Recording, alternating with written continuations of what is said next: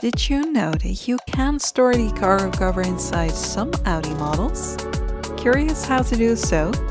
Just watch this video and I will show you in a few simple steps how to remove the cargo cover and also how to store it inside the Audi. But first, help us grow this channel by clicking on the subscribe button. Open the rear hatch of your Audi. Disconnect the tailgate cords.